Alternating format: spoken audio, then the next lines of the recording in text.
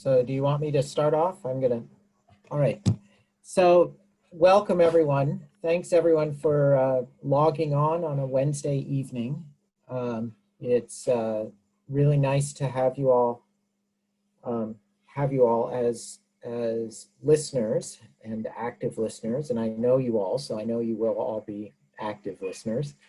So this is part of the series that the Justice and Peace Committee has been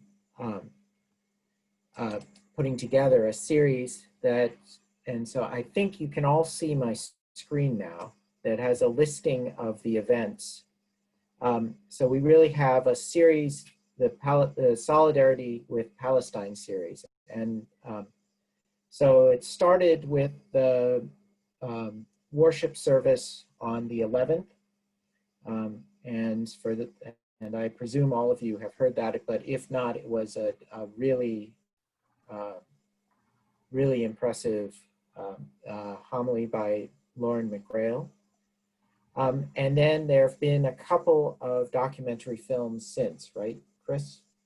So we've had People Without a Land, and then It's What We Do, which just which just finished. And then we get to our event tonight, and I'll tell you a little bit about our speaker. It's Lucas Al Zoughbi in a minute, but really what we're going to talk about tonight is the conditions for youth and youth detention. So that's what we'll talk about. And then we have In the Name of Palestine on Saturday the 24th, and then a meeting on the 28th, so next Wednesday, where we will be talking about the solidarity with the Palestinian struggle. So we'll be trying to connect this to the issues around racial justice in the United States, along with Jewish Voice for Peace and others. And then just after the election on the 11th, we'll come together with some of the students who are active at Michigan State University to really talk about, okay, so now what do we do? How do we engage in this struggle going forward? So this is just one of the events that's meant to really help us organize around this this important issue. So I want to now introduce you to the person we have who's going to be speaking tonight. So Lucas Al Zoughbi is a doctoral student in ecological community psychology at Michigan State University. He actually is a native of Bethlehem. His father is one of the more famous Palestinian peacemakers, who has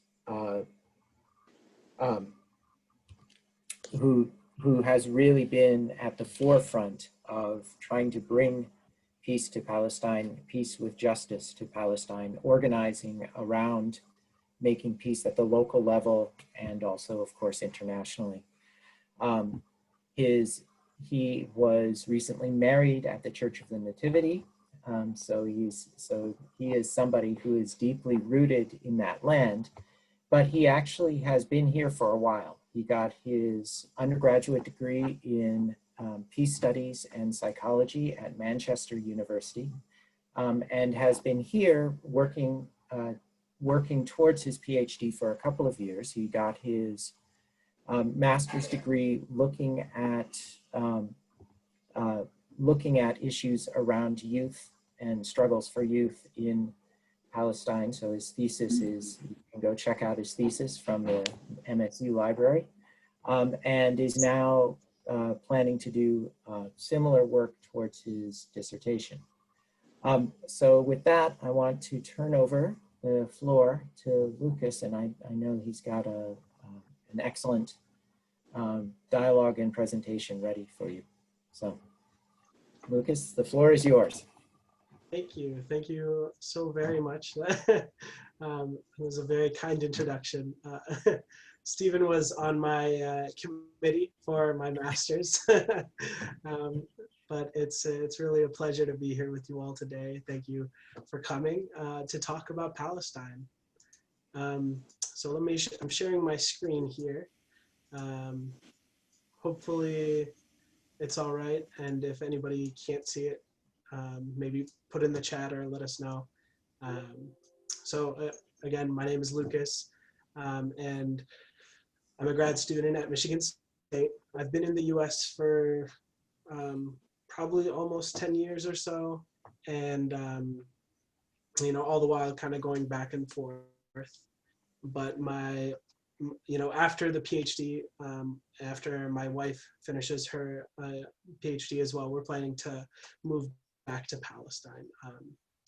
So I often use this photo to start off any presentation I give concerning Palestine. And part of the reason I do that is, first, I took the photo and I'm very proud of it. It's the only good photo I've taken, probably. Second, you can see here, so this is from a demonstration in Bethlehem around Christmas, where Palestinians dressed up as Santa Claus and attempted to march towards Jerusalem, right? And what happened was the Israeli military then, started shooting tear gas or bullets, and near the end started using live ammunition. But this is more towards the beginning of that demonstration, when the soldiers had just started throwing some of the tear gas. And I caught the tear gas, and you can kind of see it almost looks like a heart. And I think that's just generally pretty cool. But also, reminds me of lots of discussion around the role of love in radical movements, right? In radical movements towards justice. So that's what that is. All right, and then to give a quick kind of like assumptions and background about myself, that I'm not, I'm not providing an objective report. I don't really believe in objectivity. I don't think it exists. Everything we discuss and share is informed by our own experiences and lenses. So I'm not even trying to say that I'm providing an objective representation of the realities we face. I'm really sharing my own experiences about what's going on, and really things regarding Palestinians and our concerns. Also, kind of a side note, there's just not enough time to provide a comprehensive picture of what is going on in Palestine. But this hopefully can provide some information that'll be helpful around advocating for Palestine, specifically in regards to Palestinian youth. Okay, so now this is kind of a point where we're going to engage in an interactive activity. So hopefully you can see this Jamboard right here. I'm going to post the link in the chat, and then I'll walk you through what we're planning to do here. All right, so if you're on a computer, if you could follow that link. If you're not on a computer, no worries, but I'll share the questions from these Jamboards. And while we fill out these Jamboards, I'll play some music. And the song I'll be playing is I Am Not Afraid, which is from the Poor People's Campaign. And it's a really, many of you might be familiar with it. It's an inspiring movement for me in the US. And I really love the art, the music, and just their general approach to organizing. And I think it's, and so anytime I get an opportunity, I like to, plug the movement in here. So the Jamboards will be answering the first 3 slides. So the first slide right here is, how familiar are you with the Palestinian situation?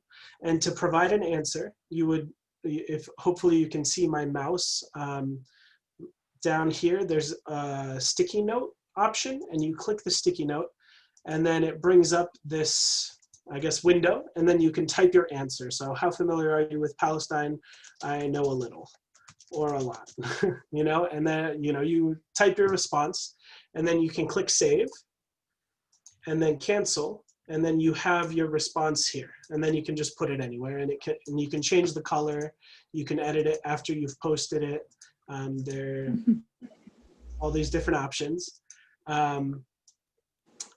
So first off, let me just check in and see if that makes sense. Should I walk through the process of writing the post-it note again, or? Okay, all right, so that is the first question, is how familiar are you with the Palestinian situation? And then I'd like you to answer the second one, which is, what do you know about the youth experience in Palestine specifically? And then finally, what inspired you to join today's meeting, right? What drew you in? Why? Really, what are you here for? And you can kind of answer this any way you like. All right, and so we can start doing that. I'm gonna play this music here while we're doing that. For inspiration. I am not afraid. I am not afraid. I will die for liberation. I know why I was made. I am not. Sorry, I completely forgot. So for those who aren't on a computer and can't access the Jamboards, please feel free to type in your responses to the questions. I'll also post each of the questions in the chat. And if you post it in the chat, I'll make sure to get it onto the Jamboards. And then you can also see where everyone else is at.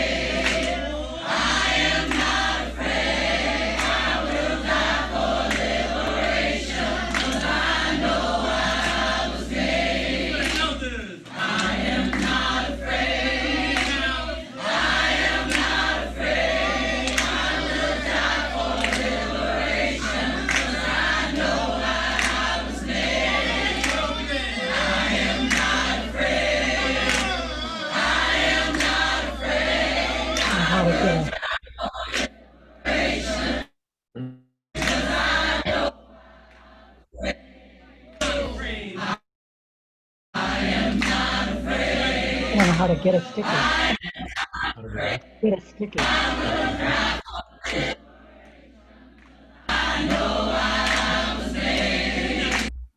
Just want to check in. I heard someone say they weren't sure about how to get the sticky note.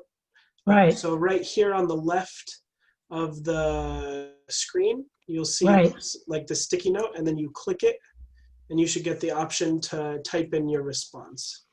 Right. Didn't seem to work. I'll try it again. Oh. And if you want, you can also type it in the chat if that doesn't work out.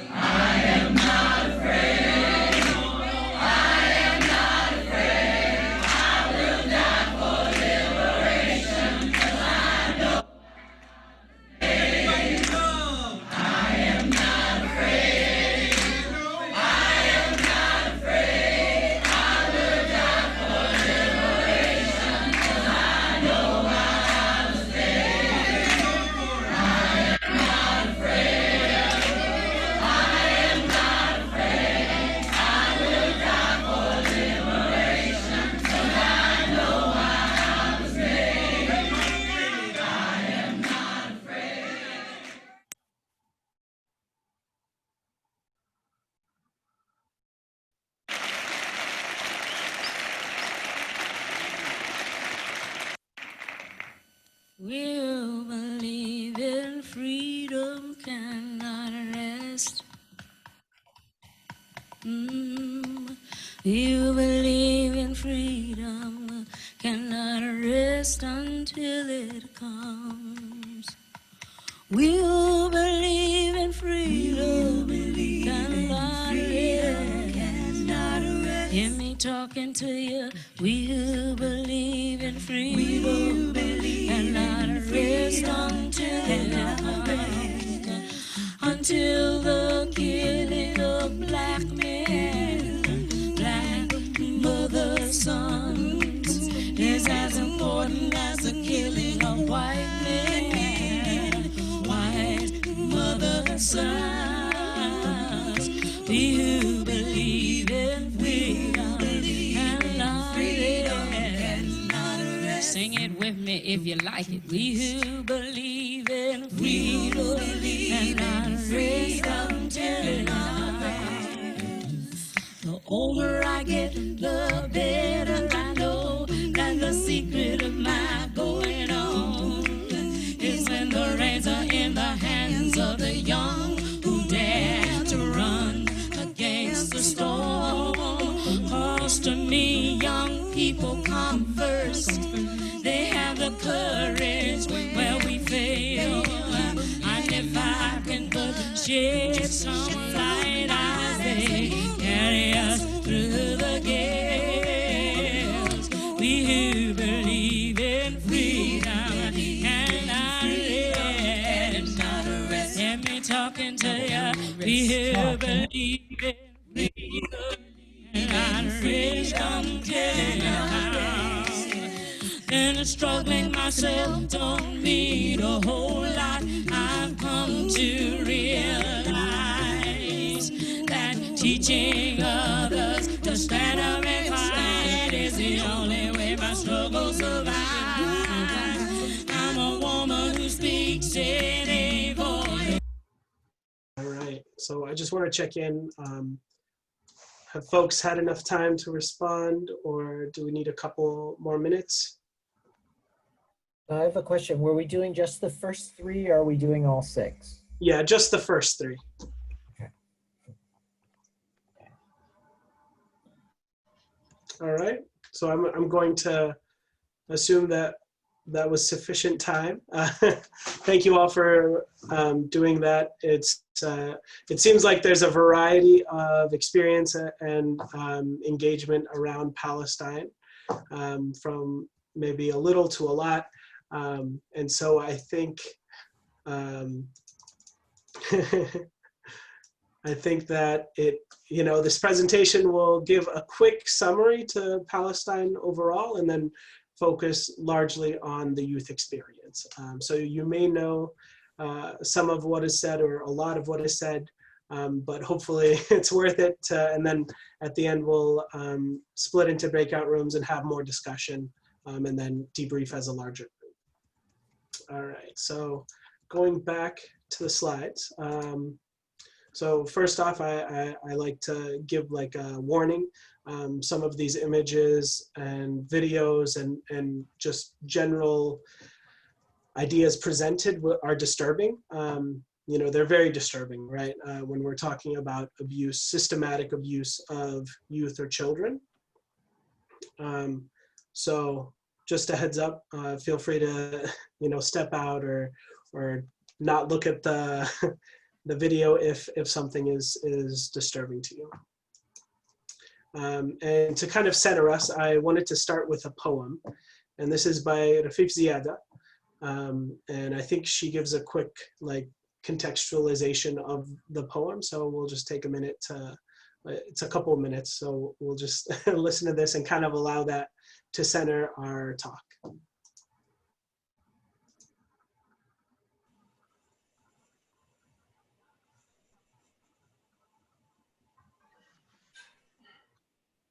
I'll start with this poem. I wrote this poem when the bombs were dropping on Gaza, and I was the media spokesperson for the coalition, doing a lot of the organizing. And we had stayed up to about 6 o'clock in the morning, perfecting every soundbite. And by the end, if you're Palestinian, most Palestinians get tired and start pronouncing our P's as B's. So we become Palestinians by the end of the day. So I was practicing my P's all night. And the next morning, one of the journalists asked me, "Don't you think it would all be fine if you just stopped teaching your children to hate?" I did not insult the person. I was very polite. But I wrote this poem as a response to these types of questions we Palestinians always get. Today, my body was a TV'd massacre. Today, my body was a TV'd massacre that had to fit into sound bites and word limits. Today, my body was a TV'd massacre that had to fit into sound bites and word limits, filled enough with statistics to counter measured response. And I perfected my English and I learned my UN resolutions. But still, he asked me, Ms. Ziyada, don't you think everything would be resolved if you would just stop teaching so much hatred to your children? Pause. I look inside of me for strength to be patient, but patience is not at the tip of my tongue as the bombs drop over Gaza. Patience has just escaped me. Paused. Smile. We teach life, sir. Rafif, remember to smile. Pause. We teach life, sir. We Palestinians teach life after they have occupied the last sky. We teach life after they have built their settlements and apartheid walls. After the last skies, we teach life, sir. But today, my body was a TV'd massacre made to fit into sound bites and word limits. And just give us a story, a human story. You see, this is not political. We just want to tell people about you and your people. So give us a human story. Don't mention that word apartheid and occupation. This is not political. You have to help me as a journalist to help you tell your story, which is not a political story. Today, my body was a TV'd massacre. How about you give us a story of a woman in Gaza who needs medication? How about you? Do you have enough bone-broken limbs to cover the sun? Hand me over your dead and give me the list of their names in 1,200 word limits. Today, my body was a TV'd massacre made to fit into sound bites and word limits and move those that are desensitized to terrorist blood. But they felt sorry. They felt sorry for the cattle over Gaza. So I give them UN resolutions and statistics, and we condemn and we deplore and we reject. And these are not two equal sides, occupier and occupied, and 100 dead, 200 dead, and 1,000 dead. And between that war crime and massacre, I vent out words and smile, not exotic. Smile, not terrorist. And I recount 100 dead, 200 dead, 1,000 dead. Is anyone out there? Will anyone listen? I wish I could wail over their bodies. I wish I could just run barefoot in every refugee camp and hold every child, cover their ears so they wouldn't have to hear the sound of bombing for the rest of their life the way I do. Today, my body was a TV'd massacre, and let me just tell you, there is nothing your UN resolutions have ever done about this. And no soundbite I come up with, no matter how good my English gets, no soundbite will bring them back to life. No soundbite will fix this. We teach life, sir. We teach life, sir. We Palestinians wake up every morning to teach the rest of the world life, sir.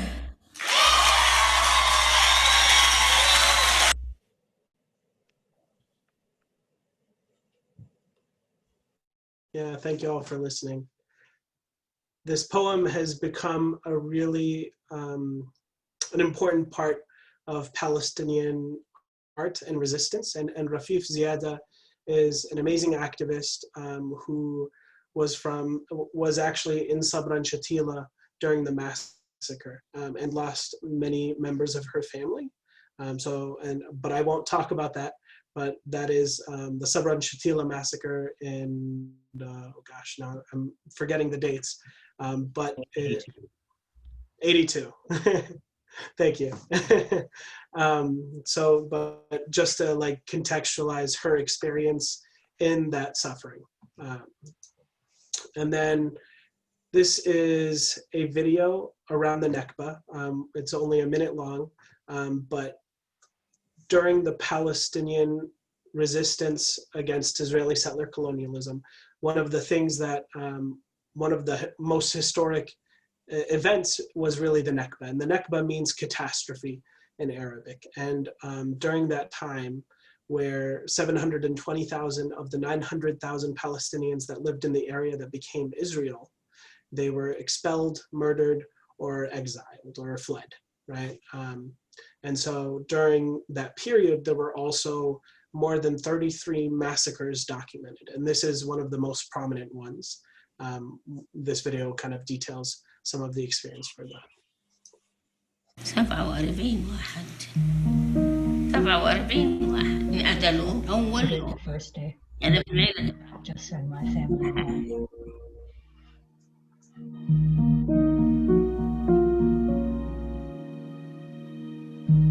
أنا كنت عمري 8 سنين، كانت الساعة 5 كنا I was 8 years old. ناكلوا على البيت ورش أبوي قتلوه. أمي راحت أسيرة، جبت أخوي ومشيت من السرير، رحنا مع جيراننا هربنا، وإحنا هاربين على عين كارم. في اللي سيد عمره 70 سنة كان مقتول ومرمي في الأرض، أثرت فيها سيدي أبوي، وقتلوا جميع الناس، منهم خالي أخو أمي كان عمره 30 سنة. طلعوهم من البيت وصفوهم كلهم صف واحد بالصهاينة ورشوهم. عمي حرقوها، هي وولادها حرقوها في البيت. تكون الحياة يعني مشيت بصعوبة، ولحد الآن ولا أزال أذكر دير ياسين. رحنا زرنا الدار أنا وبنتي وبناتها. Yeah.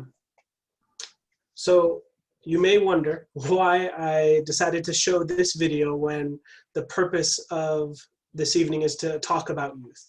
And that has to do with historical and intergenerational trauma, right? This has been a topic that's been talked about for years. And recently it's been, they've been able to find more, empirical evidence to support that. One of the studies was about where they had mice, and what they did is they electrocuted these mice and then released a cherry blossom smell, right? And then the grandchildren of the mice that experienced that torture were then, who had never been subject to the cherry blossom smell nor to the electrocution, what they did is they released the cherry blossom smell to the grandchildren of these mice, and they had a very severe reaction, right? They all freaked out, and it could have been unexplained, except for the fact that that was what they were testing, right? And so this is to say that Palestinian youth are struggling not just against the direct violence they experience, but also the intergenerational trauma that comes from, how many generations of living under a military occupation with direct, overt, and just terror and violence that they experience, which we'll talk about more today. So I just wanted to share that, and also because the Nakba is a really important historical event for Palestinians. A quick summary of the Palestinian context. We often say that Palestine is under occupation for 3 reasons, right? Or our interpretation, right? Cheap labor. So Palestinians are cheap labor for Israeli Israeli businesses, things like that. They're a captive economy. A certain percent of all our produce has to come from Israel. And so there's lots of money from there. And then an experimental laboratory. And this is particularly true in the case of Gaza. I have a friend, Ilan Efrati, who was in the army, and kind of after serving in the army and served in the West Bank and was severely traumatized, actually joined Breaking the Silence, the organization that some of you may have watched a video for. But later on went to complete his PhD. And what his research focused on was Israel's arms sales. And what they found was that after an intensive attack on Gaza, their sales hit record numbers. And that was like a common theme. And the reason was many of the weapons they used in Gaza had never been used in actual battle before, right? And I say battle, but the reality is it was a massacre. And so then after the offensive, they were able to advertise all these weapons as battle tested. And so that is the reason for the experimental laboratory. So ultimately, I believe that the occupation continues and will continue until it is not profitable, right? And that is part of the goal of the BDS movement, which we'll talk about at the end. So here we've got two maps. The first on the top is the map of Palestine through the years. So the first one is in 1946, before the UN resolution. And the green is Palestinian-owned land. I'm sorry that it's too small to actually read the words, but the green is Palestinian-owned land in this first picture, and then the white is Jewish-owned land, right? And then this is the second one is the UN partition plan of 1947, in which the white would become the state of Israel and the green would become Palestine, right? And so if you can see that what happens is Palestinians lose half of their land. And then the third one is actually what ended up happening after 1948, after the Nakba. Israel became the majority of Palestine, and Palestine was divided, with the West Bank being under Jordanian control and the Gaza Strip under Egyptian control. And today, what Palestine actually looks like are little islands within the area that is supposed to be the state of Palestine. And this is because of Israeli settlements, Israeli settler roads. The West Bank has been divided into three areas: Area A, Area B, and Area C. And each area has specific stipulations for who can access them, who can build on them, and who can live on them, right? So Area C is typically, Palestinians aren't supposed to really, they're not allowed to build on it. If anything built after 1967 would be demolished. Area B is shared civil Palestinian and Israeli military authority. So essentially Israel has most of the authority in Area B. And then Area A is under Palestinian civil and like police authority. And Area A ends up making up less than 5% of historic Palestine.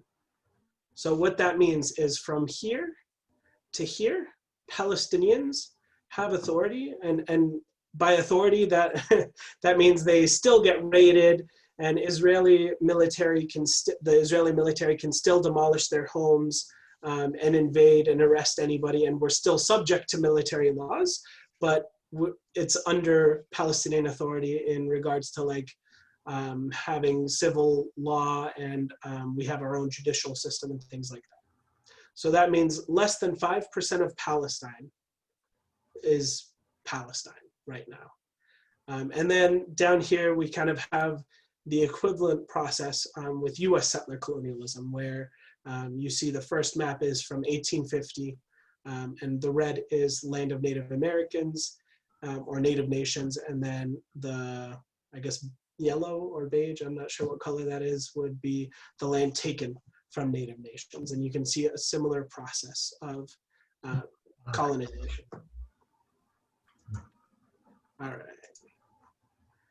And then the West Bank is actually fairly small.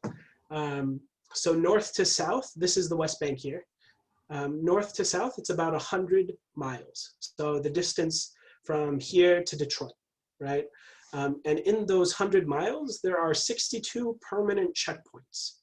And that impacts every part of life, from going to hospitals, to traveling for university, to really, to commerce, right? And so if you imagine, we have a city of Nablus right here, which is probably less than 40 miles from Bethlehem, but that's a city that, to me, it's virtually like a different country, just because of all the checkpoints and all the obstacles that have been put in place so that I can't travel. And then there are roads throughout the West Bank that are settler-only roads, meaning that I, as a green West Bank ID holder, would not be allowed to be on, drive on, or use. Similarly, East Jerusalem and Jerusalem in general is a place that many Palestinians aren't able to freely access. You need military permission, and oftentimes that permission dictates what specific entry point you can use. And those are often terrible points of entry where you might have to wait for hours just to cross. And Bethlehem to Jerusalem is like Lansing to East Lansing. You know, historically, there was no clear separation. But now we have this huge concrete wall dividing us. And it becomes harder for me to visit my aunt who lives in East Jerusalem than to come to the US and visit family here. And so that is, you know, just to highlight the absurdity in which Palestine is situated. The other thing is Palestine is a little smaller than Delaware, or the West Bank, excuse me. The West Bank is a little smaller than Delaware. So if you can imagine, that's a really, really small socio-political state that, you know, is at the center of much of the world's political debate, right? So now to move to Palestinian children, these are results from a study that was conducted in the early 2000s. And the sample is 3,400 students who are 10th and 11th graders. And so the reason I brought this in is to really highlight, you know, the absurdity and the abnormal reality that Palestinian youth are subjected to. So here you have, the numbers are percentages. So 15% of this 3,400 sample have been beaten by the Israeli army. These are 10th and 11th graders. You have 35% that have had their house searched. 17% had experienced arrest or were detained. And then 4.8% were tortured. So these are like really startling numbers. Almost 5% of this really representative sample has experienced torture at the hand of the Israeli occupation, right? And that's part of why this is such an important topic. So the previous slide was individual exposure to violence, and this is collective exposure. So you'll see 60% of Palestinian youth in this sample had experienced tear gas. You know, in Bethlehem and WEAM, which is the organization my father founded, they joke that their perfume is made of tear gas, right? Just because they're tear gas so often. And Aida camp in Bethlehem has been documented as the most tear gas place in the world, according to a UC Berkeley study. And then here again, you have 80% saw shooting, 28% saw a stranger being killed, and 11% saw a friend or neighbor being killed. So this is a really bleak picture of the Palestinian youth experience. And you might ask, you know, what does this do? And one question I have is, what is the impact of trauma, right? So is it compounded when it's so many different types, from like intergenerational, historical, to direct experiences of trauma, to growing up with parents who have experienced torture or you know, other things that may impact how they relate to their children, right? Other things that impact the Palestinian youth experience are home demolition. And here on the right, you have a little video showing you what a home demolition might look like. But since 1967, 48,000 structures have been demolished. And a structure, so if there's an apartment building that is made up of 20 housing units, and that is demolished, that is counted as one structure. So this is a terrible, terrible practice by the Israeli military, and it's shifted over the years from as a form of collective punishment, which, you know, of course violates the 4th Geneva Convention, to as a form that they use to kind of to destroy homes that they say don't have building permits, right? And that's the case for much of the West Bank in Area C, where these people have lived there for years, but anytime they apply for a building permit, the Israeli government or officials that are responsible for that would reject it. And so people have had to turn to building their homes without getting Israeli permits, because you can't get Israeli permits as a Palestinian living in Area C, right?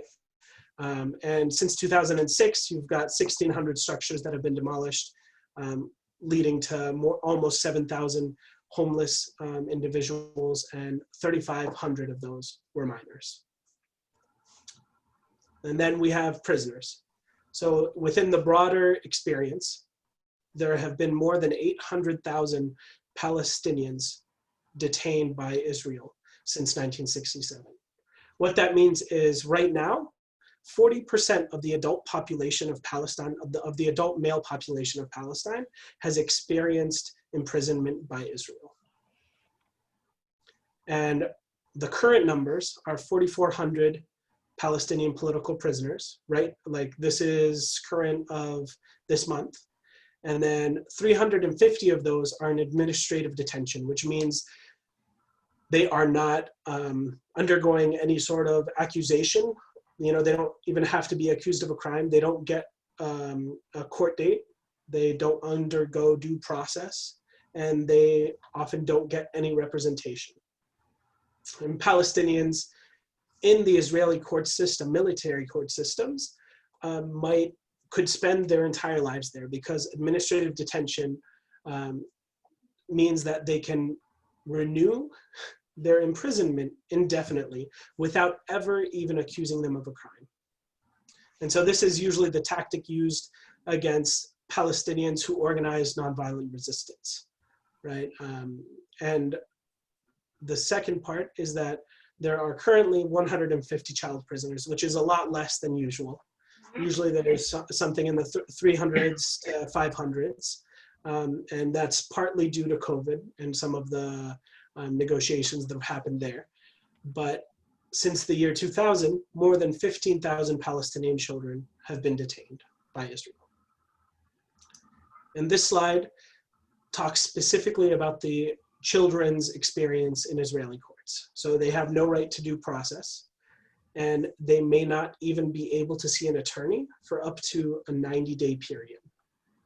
Court documents are often in Hebrew, and they are held, it's often that they're held in Israel, meaning that their families would need to get military permission in order to visit their children who are in prison. And that is, oftentimes military permits are not available.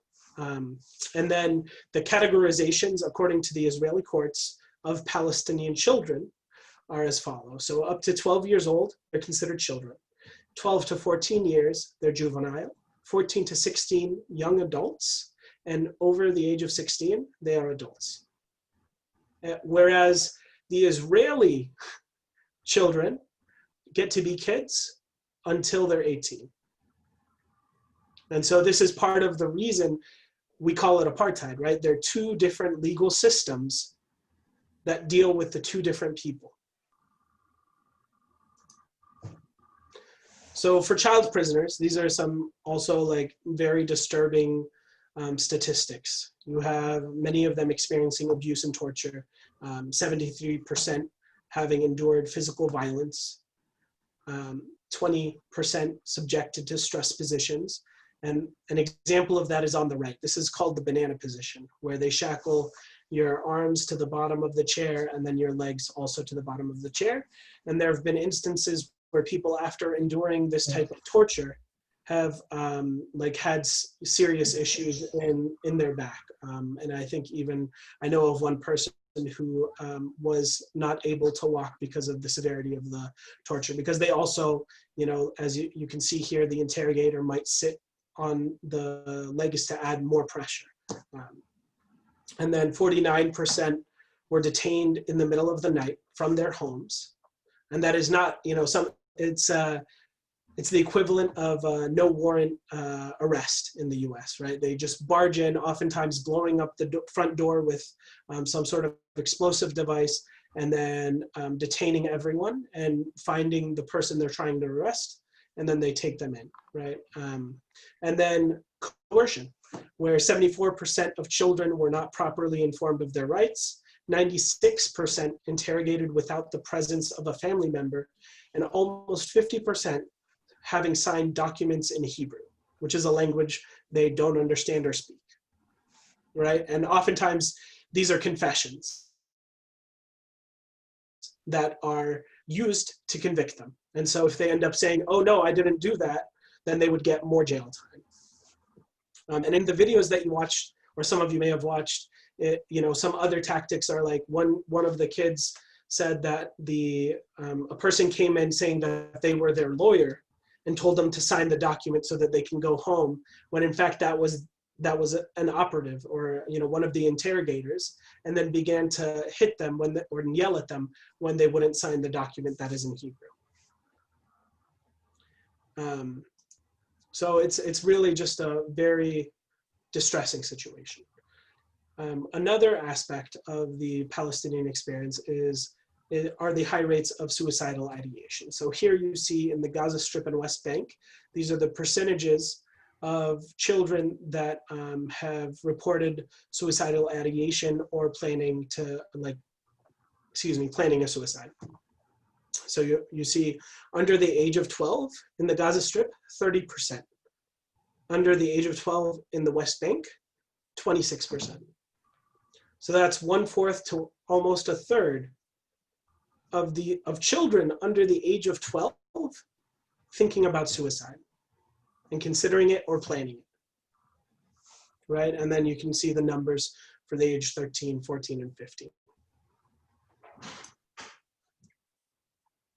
This is a video, very short video about the Palestinian or imprisonment of Palestinian children by the Institute for Middle East Understanding.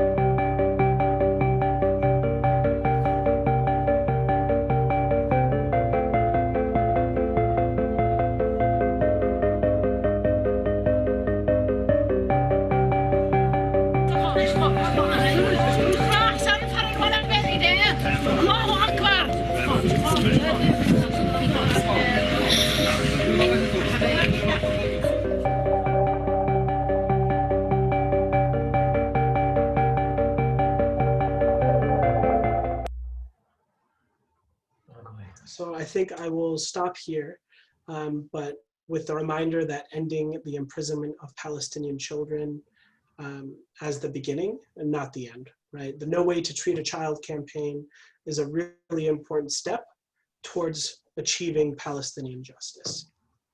And then I'll skip a couple of these. Oh, actually, I guess I shouldn't skip this one. This is kind of a reminder that Israel is the largest recipient of US foreign aid at $10.4 million a day. And that is a pretty tremendous amount that could be put to much better use. And day. Yeah, a day. So that's 30 billion over 10 years.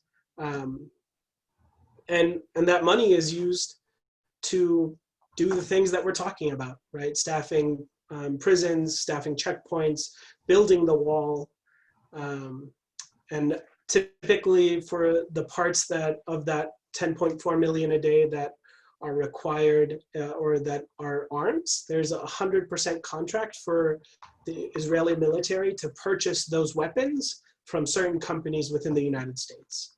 And so you can see how it reinforces the military industrial complex, because this foreign aid is going to this country, and then the country is purchasing weapons from US-based military or arms companies. And those same companies are so graciously willing to give tons of money in, in lobbying to the politicians who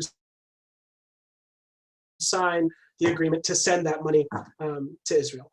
So it's kind of a cycle that will continue to function until we're able to pressure our politicians enough to stop it. And there are calls now that the US must put conditions on this aid and essentially require them not to violate children's rights and international law, right?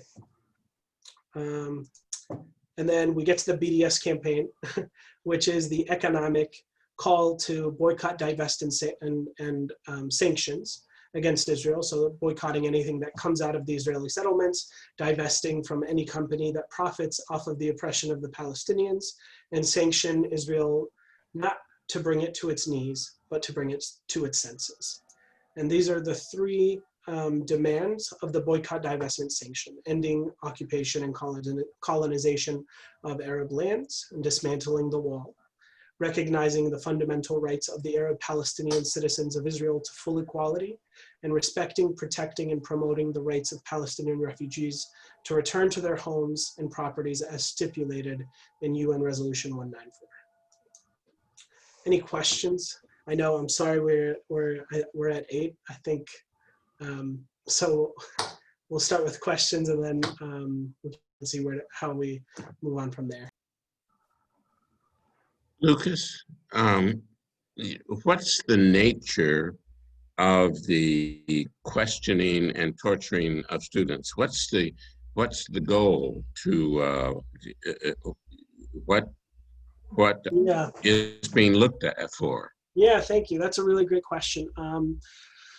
So Israel is actually the country that had research done to disprove that torture can be used to get valid information, right? So they know that it's not a tactic that yields real and valid information for anything. So many organizations in Palestine and like B'Tselem, which is an Israeli human rights organization, suggest that Israel uses it as a means to terrorize the younger generation, right? To essentially use examples of what will happen if you try to resist. And oftentimes these children are part of nonviolent protesting, right? The biggest accusation is that they've thrown stones. And 99% of the children that go to an Israeli court are found guilty. Right? So if you're being charged with something, you're going to be guilty according to those courts. And that doesn't mean that they actually committed whatever they're being accused of. My cousin one time was working in a shop, and the soldiers raided the shop and arrested him because he was wearing the same color shirt of some kid that they thought was throwing stones, right? And things like that are very common. And so, there's that reason.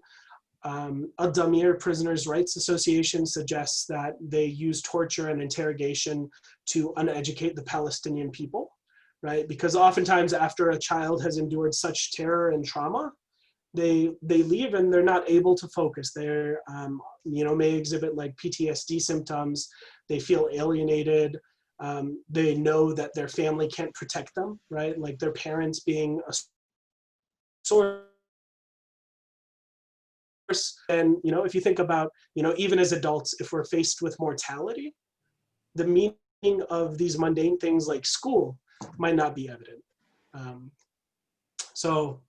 But honestly, I can't say for sure what the reason is, but that would be my guess. And those are some of the things that others have hypothesized, right? I guess the Israeli military would be the one that should answer that question. And I wish more countries, organizations, representatives of state would ask and hold them accountable for violating children's rights. Where is the UN in all of this now, if it's their resolution that you're trying to get upheld? Yeah, that's a great question. The UN, you know, what is said, or what's often said about the UN is it's like a dog without any teeth, right? They can't enforce the resolutions from the General Assembly without Security Council resolution, essentially. And the US so graciously vetoes any resolution that comes into the Security Council to hold Israel accountable. So, you know, I think, and that's why it's so important for organizing in the US, because it really carries a lot of weight. It's one of the strongest supporters for Israeli settler colonialism and, you know, Israel's violations of international law.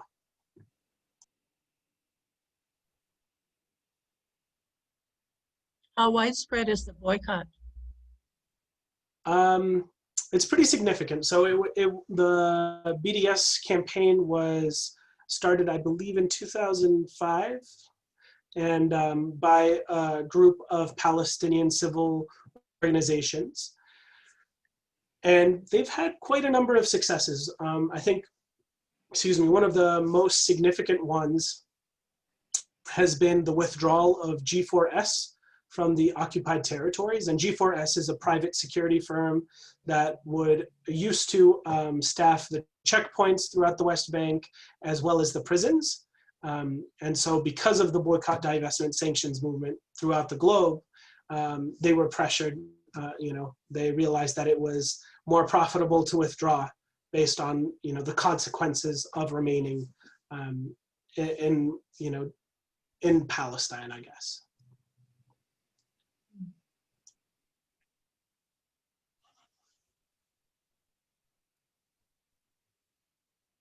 Any other questions?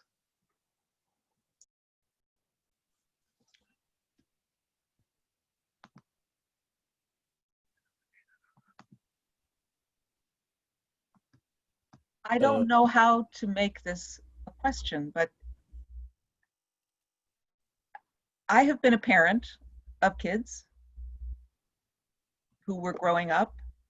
I can't imagine how you would live in this situation as a parent or as a kid. And yet people are living there. I mean, you know, sometimes you say, well, that's it. It's just so overwhelmingly traumatic. Thank you for saying that. Absolutely, it really is. And I think that's, you know, I think that's why that poem that we showed at the beginning is so relevant, right? We teach life. and if you, and I hope, you know, this presentation really painted a very bleak reality. Not everyone, you know, is always depressed. We have lots of joy in Palestine. You should come, you should visit and you know, come and enjoy, go to a wedding.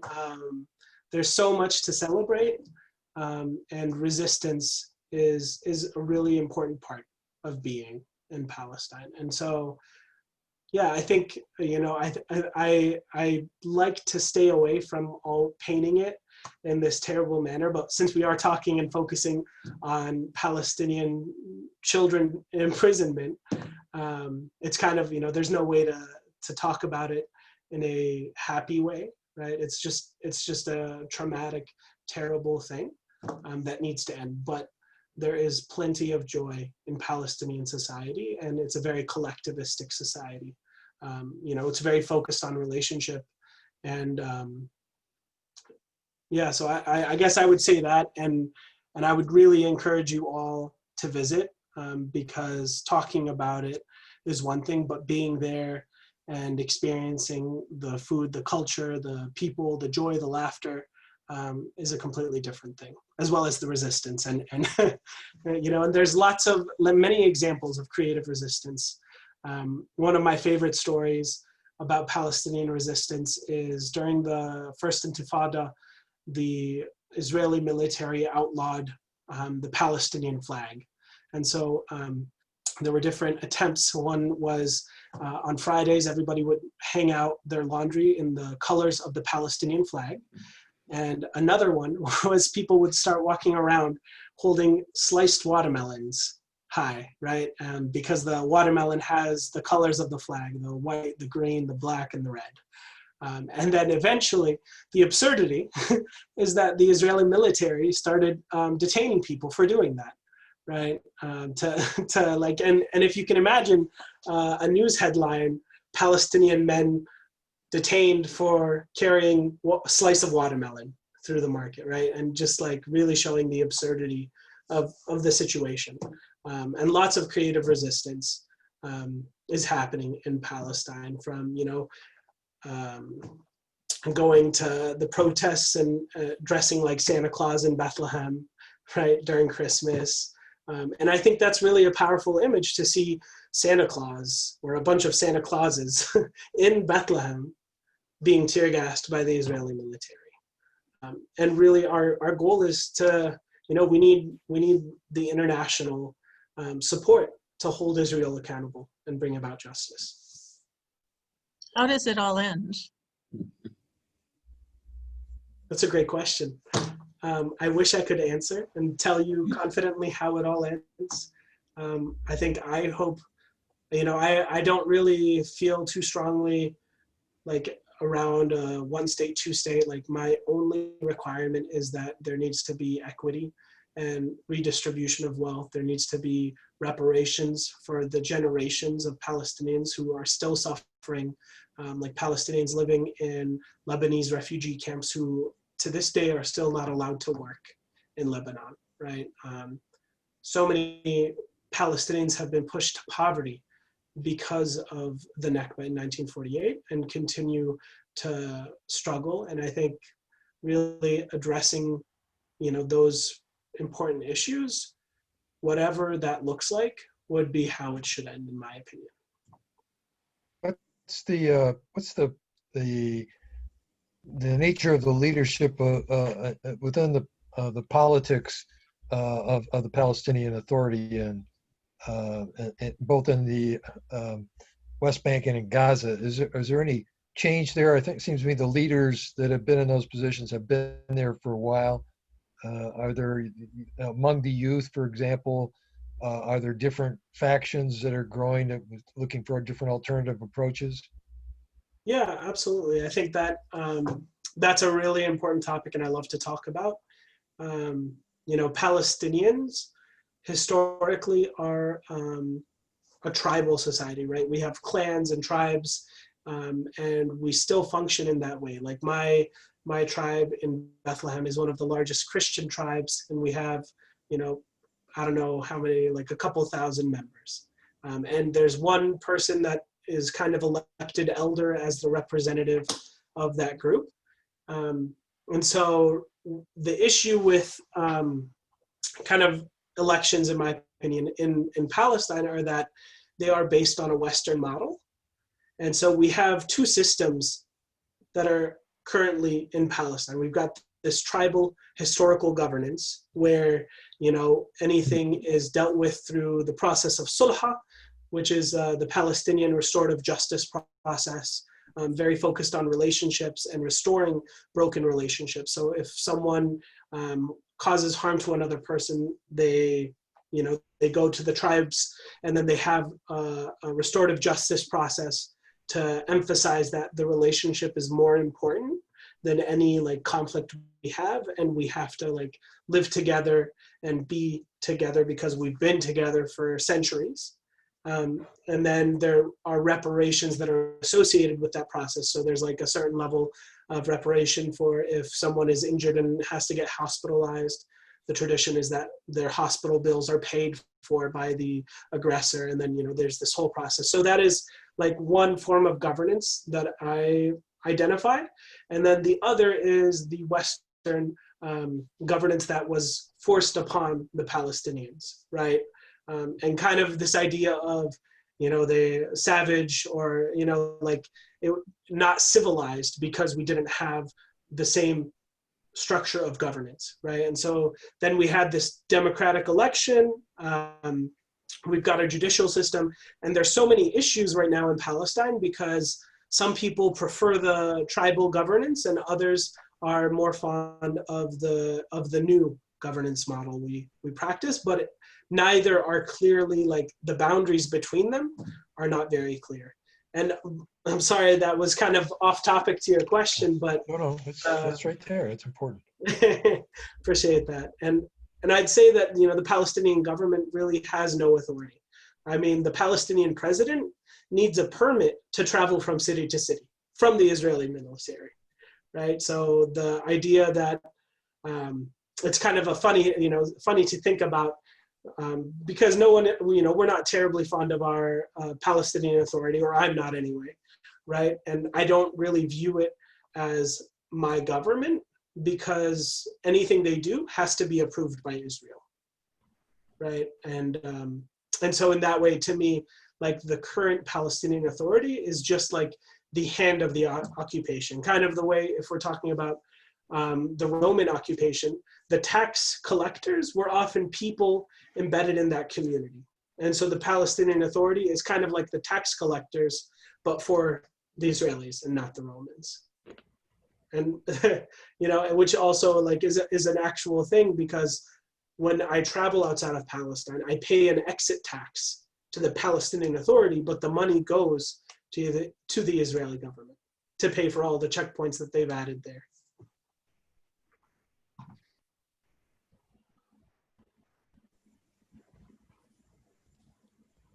So, Lucas, I think you had 2 last Jamboards that you wanted people to fill out, right? That is correct. Thank you. So again, it's the same link, and then you'll see right here. We'll go to slide number 4. Excuse me. And the first question is, what has been most impactful about what you've learned or seen in Palestine? So that can be something from this talk that we've talked about, or something you were aware about previously or learned, or if you visited Palestine, anything like that. And then the second question is, what role can you play in the pursuit of justice in Palestine? And this can be anything from, you know, like working to educate others, writing letters to political representatives, you know, joining and getting, like, the MSU to divest from companies that profit off of the oppression of Palestinians, or, you know, there was a movement within that was, I think, partially led by the Jewish Voice for Peace, in which they got TIA Kref to divest from the Israeli settlements and companies that profit from Palestinian oppression in their socially responsible sector. So it was a kind of a win. But I think there's a lot of things we can do. Oh, and I guess one more thing to add is part of the military aid to Israel includes relationships between US police departments and the Israeli military. And so you have different police departments throughout the United States sending officers to be trained in Israel or attend a training sponsored by Israeli military officials in the United States. Some examples are the Ferguson chief of police when sorry, I'm blanking on Brown's first name, was killed, right? Similarly, Chicago police have had representatives sent to training in Israel, as well as New York, you know, most of the major cities, I believe even the state of Michigan, Detroit, as well as the Michigan State Police. And so I think one thing that could be really helpful, and that Jewish Voice for Peace is working on, is the deadly exchange. So kind of limiting those exchanges between the different countries. And so it might be worthwhile to try and investigate what police departments in the state of Michigan have had and sent individuals for training in Israel, and make sure to stop that. Because when you're sent to training by the Israeli military, the training is not community policing. It's essentially to be ready for a war. And although the US does fine with its own brutality, like police brutality against marginalized communities, the Israeli US police exchange is only emboldening that response.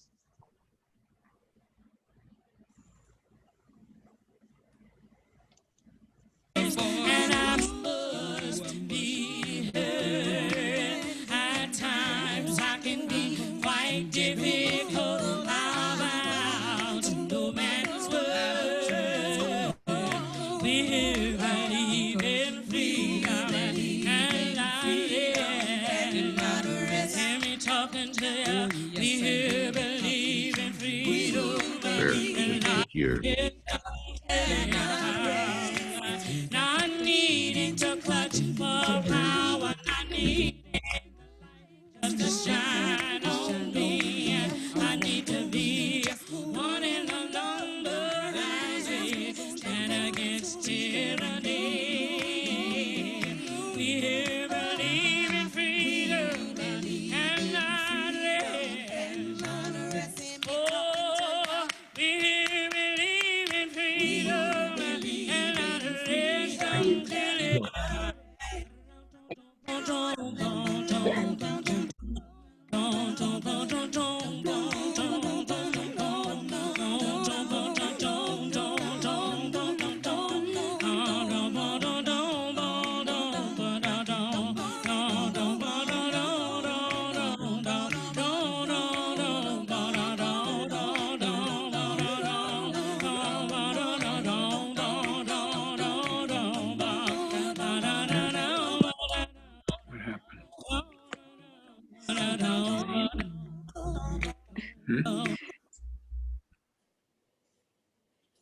Well, thank you all very much for letting me be here and joining in this conversation. I think we're pretty far past 8, so I'll revert to Stephen and Chris in how to proceed from here. Thank you all. Thank you. Thank you, Lucas. You Thank did you. so much preparation. Thank you. It's really, really appreciated. Very powerful. And it has been a really wonderful presentation. And I like this idea of using the Jamboard to get the feedback. I think that's really a neat innovation. Thank you to everyone for coming this evening. I think it's been a really interesting exchange, and there were some great questions. Chris, do you want to say anything more before we wrap up, or Liz? Well, I invite you to come again next week, same time, same place. And we'll be talking about different sources of solidarity, talking about African Americans and Palestinian struggles, talking about Christian solidarity between Palestinians and Christians in the rest of the world, and talking about the Jewish Voice for Peace approach to Zionism. And do remember that there is a page of resources about the next week's topic that you can look at beforehand. So there are videos and artwork and the Kairos document, all sorts of things to look at before or after the session. And also there are 2 more pages toward the end of the resource list.